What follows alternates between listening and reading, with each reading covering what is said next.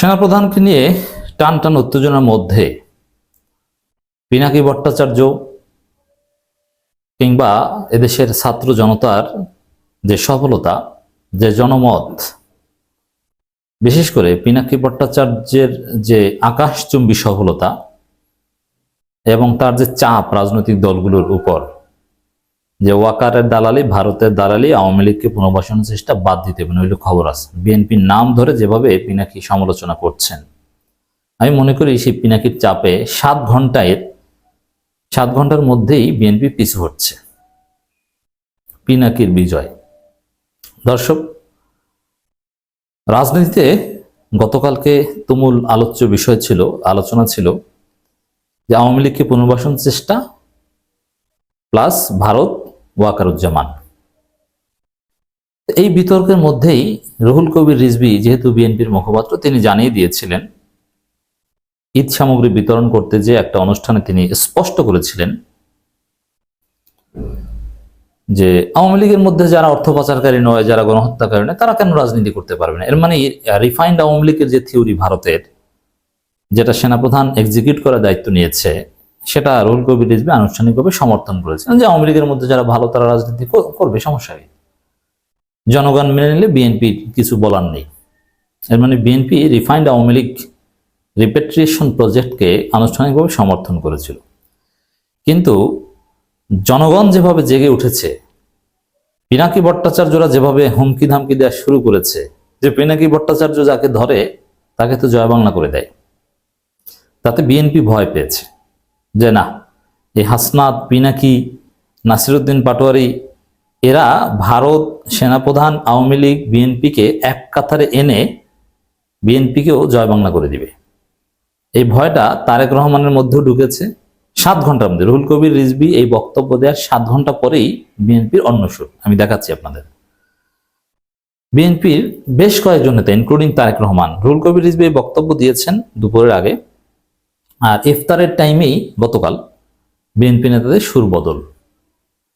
তারা একযোগে বলছেন না না না, আওয়ামী লীগ নিষিদ্ধ করুন, অথচ এই রিফাইন্ড আওয়ামী লীগের প্রজেক্টকে রিজভী সমর্থন করেছিল। এখন যে এই নতুন সুর, মির্জা ফখরুল সর্বশেষে বলেছেন যে নিষিদ্ধের রাজনীতি তারা বিশ্বাস করেন, এটা জনগণ ঠিক করবে। কিন্তু এখন তো সরাসরি বিএনপি নেতা নিষিদ্ধ চাচ্ছে, এটা ওই পিনাকি ভট্টাচার্যের চাপে চাচ্ছে, পিনাকির ভয়ে চাচ্ছে। এটা ভালো, সিভিল সোসাইটির চাপ, জনগণের চাপে যদি বিএনপি ভালো হয়, ওয়েলকাম জানানো উচিত ডেফিনেটলি। এটা বিএনপির কোনো দুর্বলতা নয়, এটা ভালো দিক। আমি বিএনপিকে ধন্যবাদ জানাই। দেখেন, শহীদুদ্দিন চৌধুরী এনি বিএনপির কিন্তু অতি গুরুত্বপূর্ণ। তিনি বলছেন শেখ হাসিনার বিচার প্রক্রিয়া ত্বরান্বিত করে আওয়ামী লীগকে নিষিদ্ধ করুন। মানে আওয়ামী লীগ নিষিদ্ধ প্রশ্ন নিয়ে, যেখানে প্রধান উপদেষ্টা বলছেন আওয়ামী লীগ নিষিদ্ধ কোনো পরিকল্পনা নেই, ভারত, আওয়ামী লীগ, বিএনপি ঐক্যমত হয়েছে সেনাপ্রধান যে আওয়ামী লীগ নিষিদ্ধ করা হবে না, রিফাইন্ড আওয়ামী লীগ নির্বাচন করবে, সেখানে শহীদুদ্দিন চৌধুরী এনি এখন আওয়ামী লীগ নিষিদ্ধের দাবি তুলছে। কেন এই দাবিটা তুলছে জানেন? ওই পিনাকিদের চাপে। বিএনপির যুগ্ম মহাসচিব শহীদুদ্দিন চৌধুরী এনি বলেছেন, গত কয়েকদিন ধরে আলোচনা হচ্ছে আওয়ামী লীগকে নিষিদ্ধ করতে হবে। আওয়ামী লীগকে নিষিদ্ধ করতে হলে একটি নিয়ম ও পরিকল্পনা যেতে হবে। দেশে একটি স্বাধীন বিচার ব্যবস্থা রয়েছে। সরকারের সহযোগিতায় শেখ হাসিনা, তার পরিবার ও দোসরদের বিচার প্রক্রিয়া দৃশ্যমান হতে হবে। আওয়ামী লীগকে নিষিদ্ধ গুরুত্বপূর্ণ নাকি আওয়ামী লীগের বিচারটা গুরুত্বপূর্ণ? বিচার প্রক্রিয়া যদি চলমান থাকতো, অটোমেটিক আওয়ামী লীগ নিষিদ্ধ হয়ে যায়। কে রোধ করতে পারতো? রোধ করার কোনো সুযোগ থাকতো না। অবিলম্বে বিচার প্রক্রিয়াকে ত্বরান্বিত করার জন্য আওয়ামী লীগকে নিষিদ্ধ করুন। বিচার প্রক্রিয়া ত্বরান্বিত করার জন্য আওয়ামী লীগকে নিষিদ্ধ করুন। যেভাবেই হোক না কেন, কন্ডিশন বা ঘুরিয়ে ফিরে যাই বলুক না কেন, আওয়ামী লীগ নিষিদ্ধের কথা বিএনপির একেবারে জয়েন্ট সেক্রেটারি লেভেলের লোক এটা চাচ্ছে এবং প্রকাশ্যে বলছে, গণমাধ্যমে রিপোর্ট হচ্ছে। এটা কিন্তু অবাক, এটা বিএনপির অফিসিয়াল স্ট্যান্স ছিল না।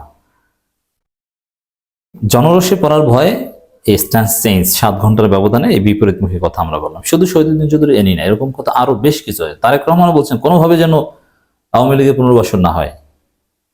রিজভির বক্তব্যের 6-7 ঘন্টা পরে এই কথা বলেছে। তারেক রহমানও পিনাকিকে ভয় পান। শহীদুদ্দিন চৌধুরী এনি বলেন, হাসিনা পরিবারের বাইরে তার দোসর যারা মন্ত্রী, এমপি ছিল, তারা সবাই লুটের সঙ্গে জড়িত ছিল, দুঃশাসন, গুম খুনের সঙ্গে জড়িত ছিল। রক্তের দাগ এখনো শুকায়নি, তাদের বিচার এখনো দৃশ্যমান হয়নি। এই বিচারের দৃশ্যমান হওয়া উচিত। আমরা বারবার বলছি, হাসিনা তার পরিবার ও দোসরদের বিচার আগে করতে হবে। পৌরসভা, থানায়, উপজেলায় ও জেলায় তাদের নেতৃত্বে দুঃশাসন তৈরি করেছিল, যারা নির্যাতন করেছিল তাদেরকে গ্রেপ্তার করা হয়েছে, তাদেরও বিচার হয়নি। গ্রেপ্তার করা হয়েছে, হয়নি, তাদেরকে আমাদের মনে অনেক কষ্ট। তিনি আরো বলেন, বিচারের প্রক্রিয়া দৃশ্যমান হয়ে গেলে তখন নির্বাচন আলোচনা আসবে। সে আলোকে মানে এটা বুঝছেন যে আসলে বিচারের প্রক্রিয়া দৃশ্যমান না হলে নির্বাচন তরুণ প্রজন্ম মেনে নেবে না। এখন তারা বিচারে দৃশ্যমান আওয়ামী লীগ নিষিদ্ধ করলে তাহলে নির্বাচন একটু আর্লি হবে, এই ধরনের একটা চিন্তা বিএনপির মধ্যে ঢুকেছে। নইলে কাজ হবে না, লাভ নেই। গোলটেবিল বৈঠক হবে, তখন সকল রাজনৈতিক দল বসে সেখানে একটি সমঝোতা চুক্তি করবে। সমঝোতা করেই বলবে যে আওয়ামী লীগ নির্বাচন করার সুযোগ নেই। আওয়ামী লীগ এদেশে গুম, খুন, অত্যাচার, নির্যাতন, গণহত্যা লুট করেছে। মানে পিছু হটার একটা স্পষ্ট ইঙ্গিত শহীদুদ্দিন চৌধুরী এনির বক্তব্যে। তিনি বলেন যে সকল রাজনৈতিক দল বিভিন্নভাবে বক্তব্য দিচ্ছে, তা না করে সরকারের সঙ্গে বসেন। সরকারের দায়িত্ব সকল রাজনৈতিক দলকে এক টেবিলে এসে আলাপ আলোচনার পরিপ্রেক্ষিতে এই বিচার প্রক্রিয়া দ্রুত সম্পন্নের মধ্য দিয়ে আওয়ামী লীগ নিষিদ্ধকরণ কাজ সম্পন্ন করা, এই জন্য ঐকমত্য চুক্তিতে আবদ্ধ হওয়া খুব জরুরি। দেখেন এখন বিএনপি সোজা হয়েছে, এটা করতে হবে সেটা করতে হবে না, ঐকমত্য হওয়া ছাড়া যে কিছুই সম্ভব নয়। এবার বুঝছেন, বিএনপি, জামাত, এনসিপি সবাই একমত হওয়া ছাড়া নির্বাচন বাংলাদেশে হবে না। এখন ওই ঐকমত্যের উপর জোর দিচ্ছেন। এতদিন তো বড় বড় কথা বলতেন, ডক্টর ইউনূস চলে যান, অমুক তমুক। আওয়ামী লীগ পুনর্বাসনের চেষ্টা করা হলে সর্বশক্তি দিয়ে রুখে দেব, ইঞ্জিনিয়ার ইশরাক বিএনপি নেতা বলছেন, এবং ফেসবুক পোস্টেও তিনি সেম কথা বলেছেন। দেখেন ইশরাক যারা ফেসবুকে লিখেছেন, 2024-এর 5 আগস্ট জনগণ আওয়ামী লীগের কবর রচনা করেছে। আওয়ামী লীগের বিচার কার্য সম্পন্ন করে এদের নিবন্ধন বাতিল করে ডেথ সার্টিফিকেট দিতে হবে বর্তমান সরকারকে। আওয়ামী লীগের বিচার, শাস্তি ও নিষিদ্ধকরণ করতে হবে। শহীদদের রক্তের সাথে বেইমানি বাংলাদেশের জনগণ বরদাস্ত করবে না, তাই অবিলম্বে অন্তর্বর্তী সরকারকে পদক্ষেপ নেওয়ার দাবি জানাচ্ছি। এর মানে আওয়ামী লীগ নিষিদ্ধ যায় এখন বিএনপি নেতারা, অথচ এটা মির্জা ফখরুল চাননি।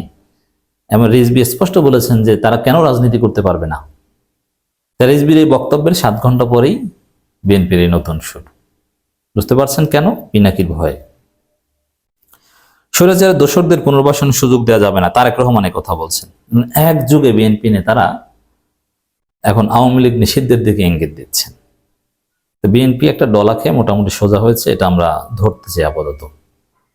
এখন মির্জা ফখরুল, রিজভী এদেরকেও বলতে হবে এই কথা, সালাউদ্দিন আহমেদকেও বলতে হবে যে না, আমরা আওয়ামী লীগ নিষিদ্ধ চাই। শুধু বলতে হবে তা না, এত সহজ না। তরুণ প্রজন্ম আমরা এত সহজে ছেড়ে দিব না। সব রাজনৈতিক দলকে খাট ধরে রাজি করাবো এবং তাদের লিখিত দিতে হবে, হ্যাঁ আওয়ামী লীগ নিষিদ্ধে আমরা রাজি। জামাতকে দিতে হবে, বিএনপিকে দিতে হবে, দলের পক্ষ থেকে ঐকমত্য কমিশনের কাছে। তারপরে জাতীয় ঐকমত্যের ভিত্তিতে আওয়ামী লীগ নিষিদ্ধ করতে হবে। এখন এই যে সবাইকে ঘাট ধরে রাজি করানো, লিখিত দিতে বাধ্য করা, এটা আমাদের যে চলমান আন্দোলন চলছে দেশব্যাপী আওয়ামী লীগ নিষিদ্ধ করা, আরো অনেক আন্দোলন সামনে আসবে, এগুলোর মধ্য দিয়ে এটা করতে হবে। তো দর্শক, এগুলোর মধ্য দিয়ে এটা হবে।